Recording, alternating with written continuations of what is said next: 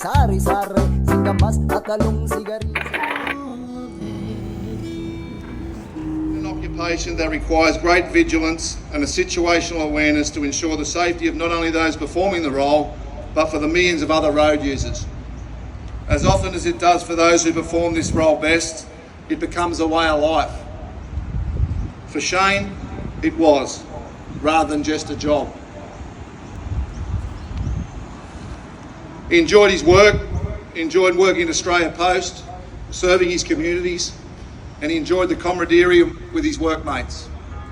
He worked long and hard, as they still do, putting in an honest day's work, keeping our communities connected across the country. He was generally a quiet man who was respected by his employer. But his quiet nature didn't prevent him from putting his belief of a fair go for all his workers into action. Proudly representing his workmates as a CWU workplace delegate. We all know the significance of taking on such a role. It never makes us very popular with management, but this never deterred Shane from speaking up on behalf of his workmates. And as many do, Shane first took on the role when nobody else wanted to do it.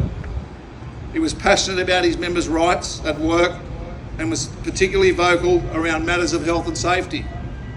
At home, he had been described as the rock at the centre of the family. Always dependable, the first person that the family turned to for advice and for guidance. Those closest to him knew that Shane would always have their back, a reputation he held from quite an early age. It isn't a hard truth to accept how accustomed many in our society have become to hearing reports of tragedies occurring on our roads. We often and unintentionally purely statistics, but the traumatic impact of those tragedies are felt by the loved ones, those victims of the road they leave behind. Just as it was lost by Lisa, their children, their grandchildren, and others closest to Shane. And I'm sure closure is so much harder to achieve for them, knowing that they lost a husband, father, and grandfather only because he turned up for work that day.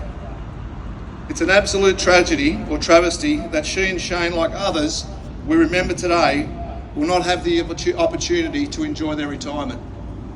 Shane Morse was a worker. He lost his life proudly serving our community, delivering an essential public service.